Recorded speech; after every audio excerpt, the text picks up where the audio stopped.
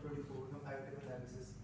The last year the budget was for full financial year 2023-24, but this time it's an interim budget because it's for half the year until the general election happens in May. The Indian budget 2023 focused on fiscal consolidation, infrastructure, agriculture, green growth, and railways, but no changes were made in tax rates. While interim budget 24 increased capital expenditure and announced projects for rail infrastructure, SHGs, etc.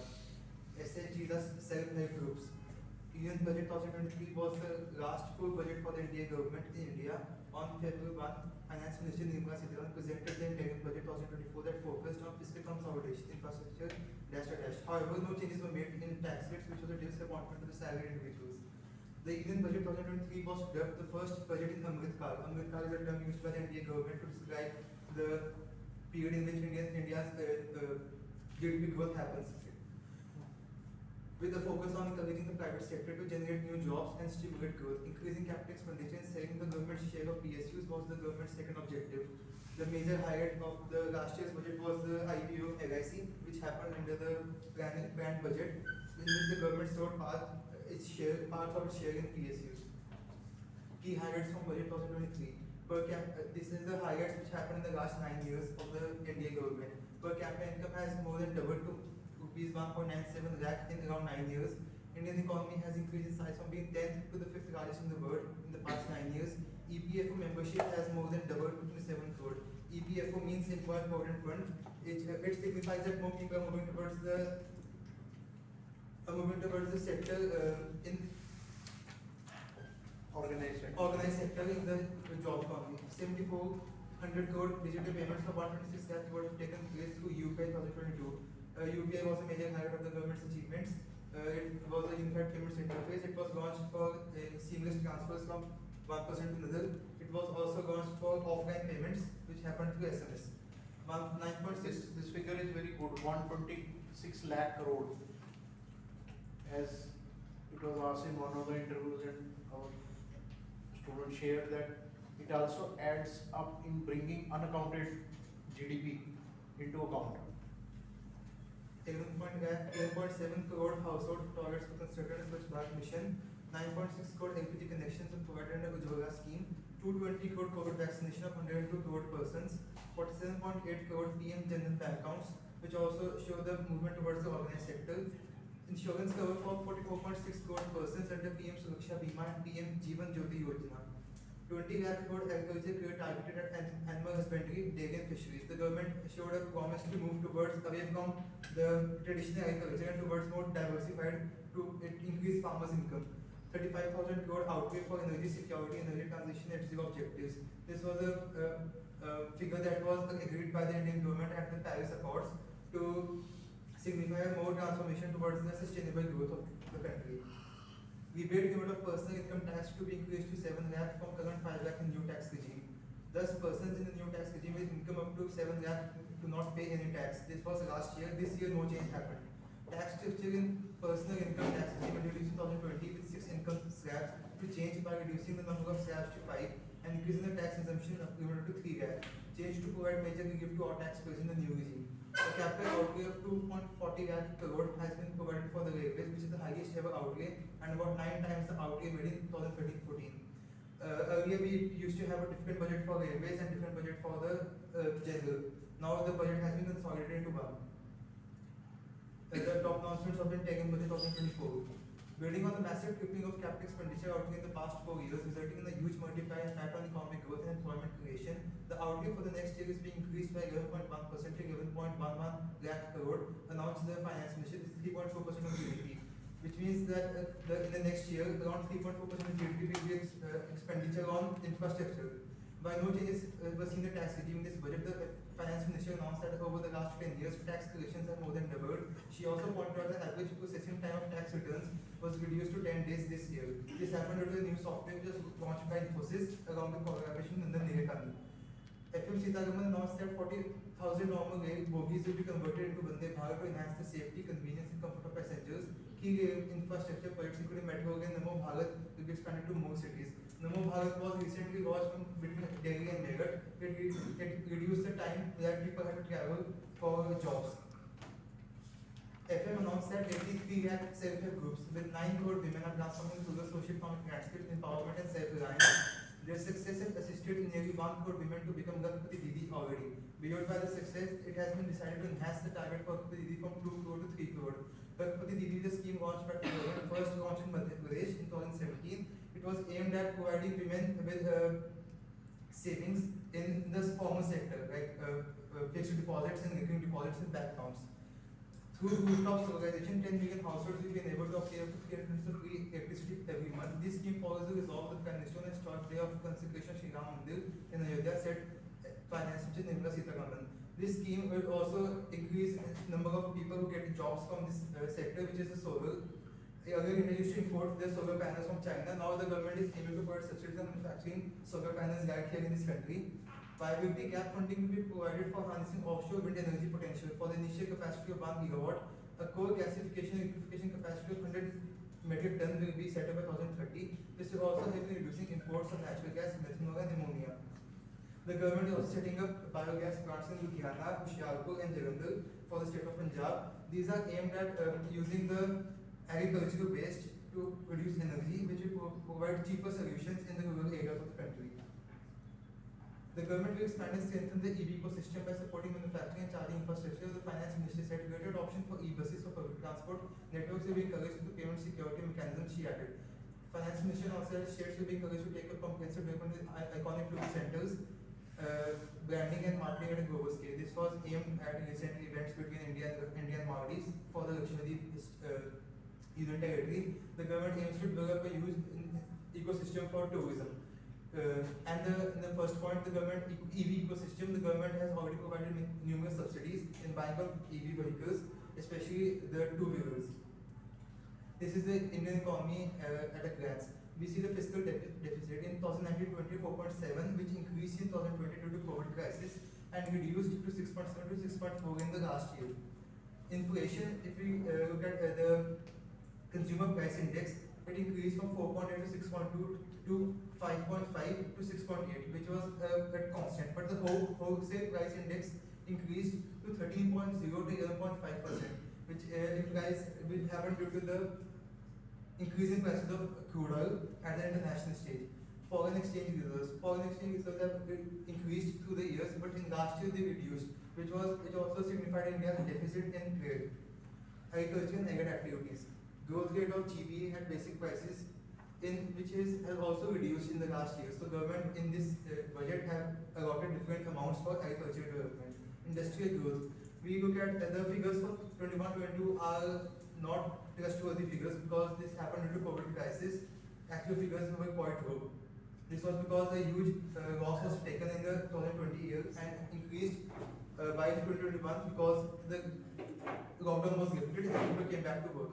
Service sector also saw a decline of 7.8% during the COVID crisis, but also increased 8.4% and has seen another stage of growth in 2023 of 9.1%. GDP growth, it is constant crisis percent. It reduced in the 2021, increased, and then it came to 6.8% for 23-24. Thank you. हमने शुरू का सुन लेना थोड़ा सा हमने discuss किया what you missed the budget, missed opportunities and salient points. Good. ये लो. Next.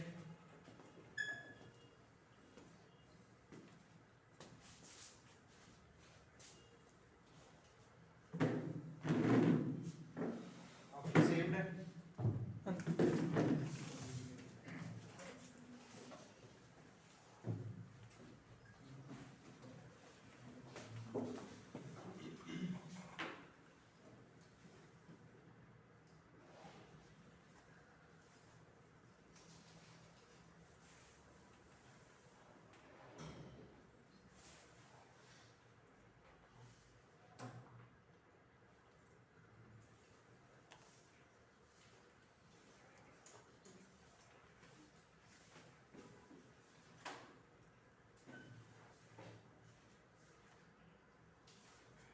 So good evening friends. Today let's discuss about the introduction to power generation and transmission in India and some important facts related to it. As you all know, power sector is very critical to any nation or country as it provides electricity to the population and its industries to grow its economy. The power sector is in India is one of the largest sector, and in the world, India is the third largest manufacturer and has third largest demand of electricity in India. So in 2023-24, there was a demand of 1,750 billion units, which turns out to be a growth of 7.2% of actual generation the last year. So these are the installed capacities that are according to the central, state and private sector. So private sector has a share of around more than 50% in generation of electricity. Center has 23% and state has 24%. So this is fuel wise, the fuel we use to generate electricity. The thermal share is around 56% with most percentage with coal, around 48% and some percentage with lignite, gas and diesel. And our renewable resources, which while including hydro, is around 42.2%. Mainly hydro is our hydro generation is 11%, wind, solar and other renewable energy is 31.3% as of December 2023. So when इसका 42.2 का है percentage further. this is December 23 हाँ, मतलब last. जो idol है वो है 11%. Hydro is नहीं 42.2 है ना. Oh, renewable plus idle. Renewable renewable plus idle. हाँ. Idle alone is 11%. Okay. And wind is 10%, solar is उसका ब्रेकअप है 7%. 42.2 का. Yes. Okay. So our fossil fuel is 56%, non-fossil fuel is 44% in generation of electricity. और इसमें 5 point है around 56% is Thermal. thermal. Out of So this, when people talk electric vehicles, they will help us in reducing the burden, this that, environmental friendly, तो उसमें आप immediately use कर सकते हो. For electric vehicle charging, we will need electricity, and electricity 56% is produced through, heat, and for that, from that around 50% is coal. so moving on, this is the increasing demand over the years. The demand only reduced in 21 during the COVID crisis, in which it went to negative. Otherwise, it has been positive growth in generation of electricity. So as you can see, one more point was that the total installed capacity in India is 428 gigawatts.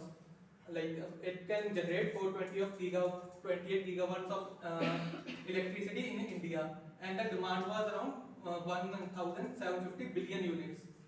So that is comes in energy, like how much we consume and how much we can create. So these are the top power producing states in India. The first is Gujarat, then Maharashtra, Tamil Nadu, Rajasthan, Karnataka and Uttar Pradesh.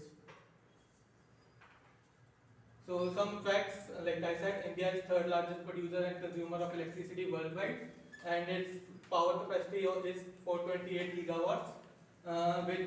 And like the population is growing, so electrification and per usage growth is also increasing. So as I also said before, the consumption in India increased by 9.5% last year to this year. Like in 23, it was a growth of 9.5%.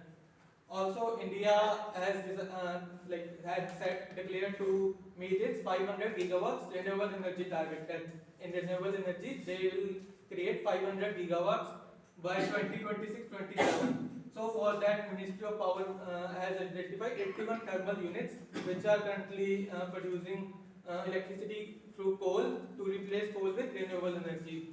Also, schemes have been deployed by government like Deen Dayal Upadhyaya, Gram Jyoti Yojana, Integrated Power Development Scheme, etc., to augment electrification across the country and to increase the rural electrification. So these were the major announcements over the year for renewable energy. like SJVN Limited set to install 10,000 megawatts of solar power plants and investment of 50,000 crores in next 5 years in Rajasthan. Adani Group announced the investment of 20 billion in next 10 years in green energy. NTPC also announced 2 to 2.5 crore rupees over the next 10 years to expand renewable energy. There will be one more slide about Adani also announced they Khavda, world's most renewable energy park, that I will discuss in further slides. So these are the some major investments made in electric energy sector. So India foresees a 83% surge in renewable energy investment, reaching approximately 16.5 US billion in 2024. So this also made with the India's impetus on net zero carbon emissions, and it was led by our Mr. Rajkumar Singh, our power minister. So around 17 lakh crore investment has been made in power sector over the last 9 years, and further 17.5 lakh crore capacity is under construction that has been done under investment, according to our Union Power Minister Raj Kumar Singh. So these are the some energy schemes that has been going on in India, like some solar parks and ultra mega solar power plants with capacity 40,000 megawatts. Like under these schemes, like these are schemes that have been going on. Some production linked incentive schemes in which they provide incentives for creation of solar panels and wind turbines, wind blades, etc. PM Kusum scheme for small grid connected solar power plants, so that people can like install solar power plants in their homes and sell it to discoms and state power distribution companies, and complete their own demand to rooftop solar power scheme, grid connection. So further some are green energy corridor, like similar to railway corridors for renewable energy. There will be separate transmission lines to transmit. आपसे ये question पूछ सकता है electrical engineer हो ना कि ये जो 1 करोड़ सोलर यूनिट्स हाउसिंग पे लगाने का सोचा है, इससे कितनी पावर सेव हो जाएगी? तो 5 किलोवाट भी पकड़ो मोटा मोटा, 5 किलोवाट इंटू 1 करोड़, उस हिसाब से आपको कैलकुलेट करना होगा। करिए। So some bioenergy programs are also there to increase the biomass production. That has also very small share in our power production. It was biomass power was 2.4%. This is also said like they are planning to increase it. Further, green hydrogen mission also says to like invest some 19,000 crores with aim to make like for green hydrogen and its derivatives. So in budget, 24-25, these were, I think, were some related announcements related to power industry, like rooftop solarization. Government said like they will invest 8,500 crores in solar power sector. 1 crore household will obtain 300 units of free electricity through rooftop solarization, and each household is expected to save 15,000 to 18,000 annually through this scheme. And railways also various corridors for energy, mineral and cement, port connectivity corridors, which will help in distribution of coal and other things for the power generation. And 40,000 normal rail bogies will be converted to Vande Bharat standards. For green energy, they have said like in wind energy, if there were any viability gap, they have agreed to fulfill it. So, and coal gasification and liquefaction capacity will also be set up of about 100 metric ton by 2030. Like they will like it will help in easing transportation of coal and reduce pollution due to coal by its gasification and liquefaction. And also face mandatory blending of composed biogas with CNG and PNG for domestic purpose to reduce our reliance of natural gas as we import it from outside. And financial assistance will also be provided to procurement of biomass aggregation machinery. As I said, in biomass generation there is 2.5% share of biomass generation to increase that these schemes are अगर हो सके ना cost per unit निकाल के लाना, पीछे जो है ना बैक जो आपकी स्लाइड है ना परसेंटेज वाली, ये वाली राइट साइड पे कॉस्ट पर यूनिट अप्रोक्सीमेटली अगर निकला है एक आइडिया हो जाए, it will be good. like thermal, hydel and wind solar. करो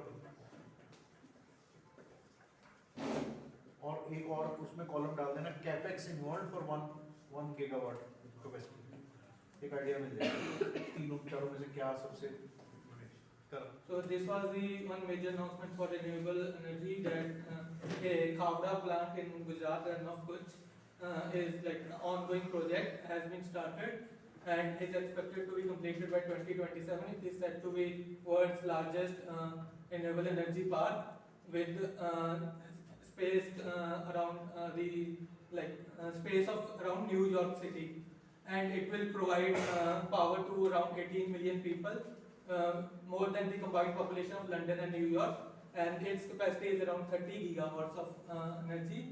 Adani Green and Adani Green Corporation will produce around 17 gigawatts, and rest will be produced by other companies. And this project will be a bigger one third time more generate more capacity than currently China's biggest 3 gauge stem, that is world's biggest energy producing plant in the world currently. This will be hydel, No, renewable energy, wind and solar. wind and solar. Wow, Yeah. In December 23 they have announced. very good. Also they are generating, this is very near to Adani's Mundra port, where they are producing the wind panels and solar panels and wind blades for its generation, and for transportation, if semiconductors etc. are required from foreign, they will export it to that port, that will decrease the transportation costs etc.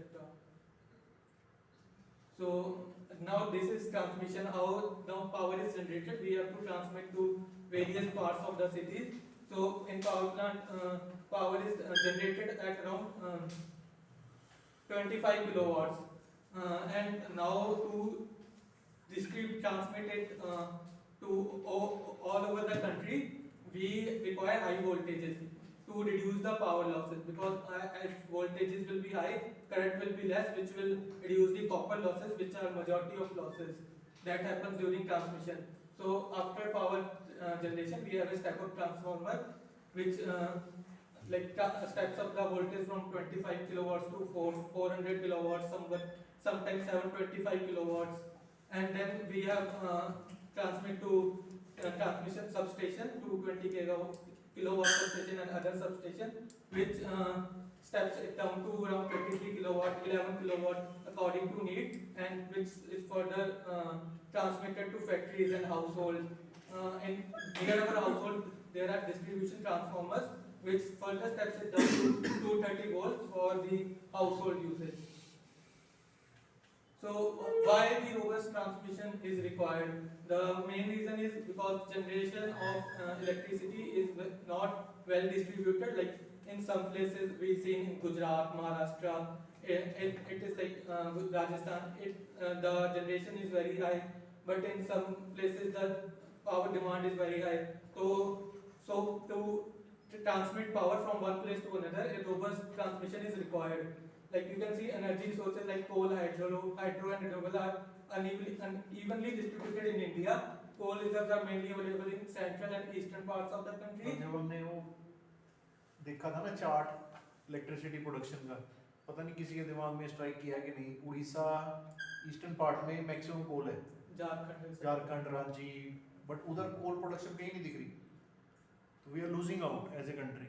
वहाँ से rail से सी से कोयला लेके इधर आ रहे हैं, इधर आके बना रहे हैं, और अनइवन जो ग्रोथ है कंट्री की, जैसे हम बात कर रहे थे गुड़गांव, दिल्ली, एनसीआर, फिर जाके चेन्नई, वो सॉरी बेंगलोर, फिर मुंबई वेस्टर्न, और ये उधर ईस्टर्न बेचारा बिहार पिछड़ा हुआ है, या उस वो एरिया सारा बैकवर्ड है।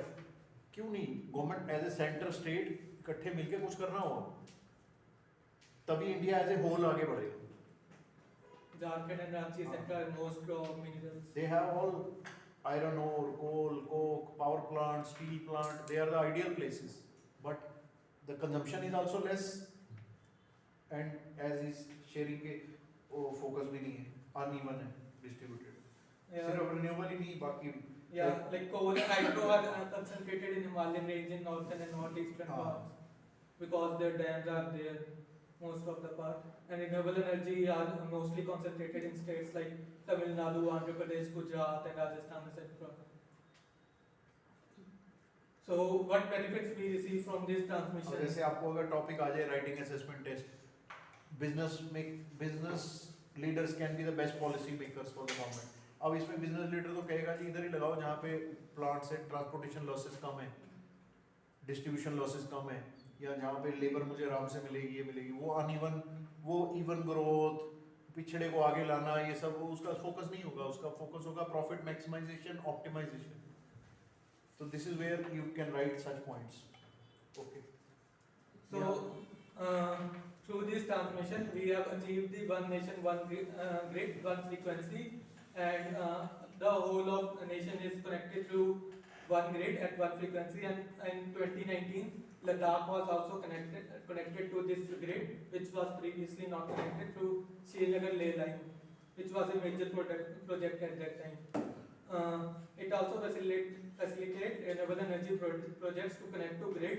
Continuing transmission capacity addition has helped in increasing renewable energy by 3 times, excluding hydro, from 35 gigawatts in 2014-15 to 104 gigawatts in 21-22.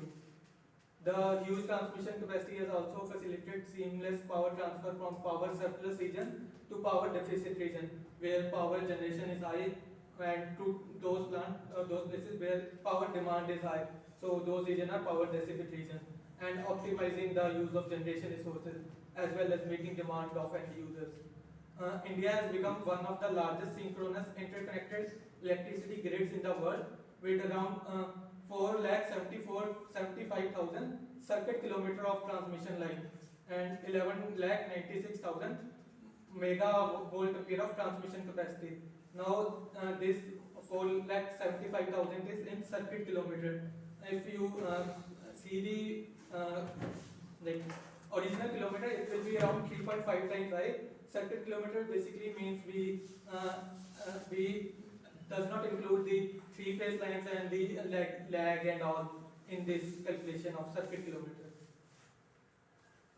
So this is the addition of transmission capacity and transmission line during the various years from 2014 to current. This is the addition, and this is the additional transformation capacity. This will go one column right side. So total over the last 10 years, a total of 1,83,000 of circuit kilometer has been added in transmission line, and 6,66,000 megawatt ampere capacity has been added. Transformation capacity has been added to it toward transmission lines. So one of the major player in transmission of electricity in India is Power Grid, which like around 80% transmission happens to this. This gives to state, and state like PSTCL in Punjab transmits to further homes.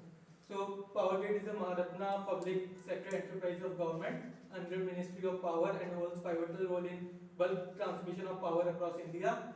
As of December 31st, 2023, the company's network span across 176,000 circuit kilometer of extra high voltage transmission line and comprises of 276 EHV AC and HVDC substations. So we have HVAC and HVDC transmission lines. We use HVAC because it is easier to step up and step down to transformers, but DC is not that easy to step up and step down. That is the only reason we use HVAC. But if we go to higher length of transmission line over 600 kilometers, we use HVDC because in that case the cost reduces, overall cost. So its turnover, net profit and gross fixed assets you can see here. Power Grid has also achieved a like 99% network availability throughout the deployment of cutting edge operation and maintenance techniques aligned with global standards. and towards fulfillment of Government of India's target of achieving 500 gigawatts of non-fossil fuel-based capacity, Power Grid has facilitated evacuation of more than 48 gigawatts of non-fossil fuel capacities. Like they have converted 48 gigawatts of fossil fuel to non-fossil fuel. Now I have included some power plants to some rough understanding how power is generated. So first we have coal, which is shredded, then that goes into boiler. In boiler, we have heat, which convert this water to steam. Which steam goes through here and falls on the blades of turbine, which rotates the turbine, and through which generator produce the electricity, which goes to transmission line through transformers. Now this steam is again converted to liquid through a condenser. This condensed cool water comes through here, and warm water goes to there. Again, cool water through pumps and etc. Comes. So we have coal shredder. Then in boiler we have heat, which convert water to steam. Steam falls on turbine blades, which produce electricity, and steam is again converted to water through condensers. So this is rough understanding of how thermal power plant works. Very good. Similarly, a hydropower plant. In hydropower plant, we have a dam which stops a water at some level. When level of water is appropriate, these sludge gates are opened, through which water goes down at a high speed through a penstock and falls on the blade of turbine, which again rotates the blades of the turbine, and through generator it generates the electricity. So this is the basic principle of hydro power plant generation.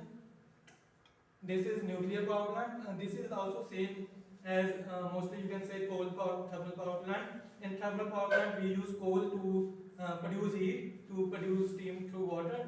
In this we use uranium-235 variant to produce the heat. So in this reactor capsule we have control rods which we puts up, and we have uranium-235 nuclear fission reaction, which produces a lot of heat, and then we have some viscous liquid which gets heated up, and it goes through this capsule in which water is there. Now when the heated viscous liquid goes through there, this water gets heats up and produce steam. Again steam goes to our turbine, falls on its blade and produce electricity, and again that steam is converted to water through condenser. So basically it is same as the coal-based power plant, just the difference is we are using uranium instead of coal to produce heat energy.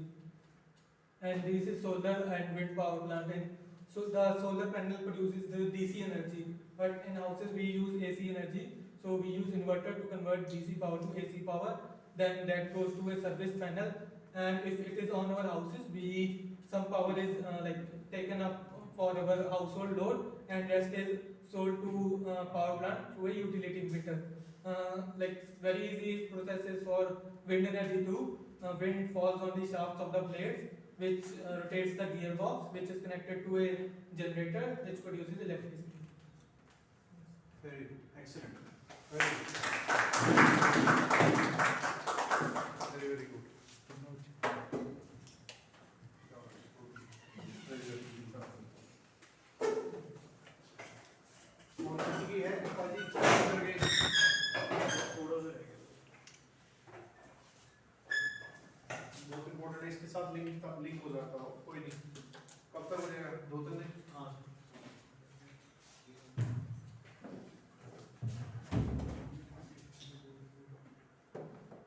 कल किसकी interview है किसी की कल तो किसी की नहीं है तो इंटरव्यूज कल करते हैं सुबह नहीं ऐसे ऐसे कर नहीं, मेरे को लगा लोगे नेक्स्ट क्लास करते हैं।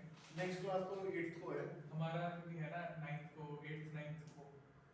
हाँ तो कल तो है ही है कल सुबह 12 बजे रखते हैं इंटरव्यू नीचे ही करेंगे ठीक है कौन कौन है जो कल देना चाहता है 1 2 3 4 5 6 7 8 ओके बाकी पैनलिस्ट भी थोड़े आप लोग भी दूसरे के लिए थोड़े थोड़े क्वेश्चन कुछ रेडी करके लेके आना और जो बाकी लोग हैं वो भी कुछ कुछ क्वेश्चन 420 में कल एक्चुअली कॉलेज में काम है तो फिर 8 को दे दूंगी क्या काम पोस्टपोन नहीं हो सकता कल का नहीं मेरा वो वर्कशॉप है डिजिटल मार्केटिंग की और बहुत और बोर्ड किया है है उसका कल फर्स्ट डे है तो वो अटेंड करेंगे। वो क्रिटिकल है, मतलब उसको पोस्टपोन नहीं किया जा नहीं सकता। सर एक्चुअली इंटरव्यू 16th को है तो फिर मैं नेक्स्ट क्लास में।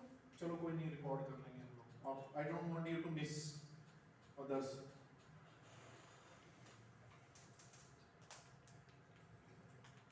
ठीक है, कल 12 बजे सीवी लेके आना सब लोग। मोस्ट लाइकली नीचे ही होगा, सेकंड फ्लोर नीचे, जो जहाँ मैं बैठता हूँ उसके पीछे जो कैबिन है। All the best.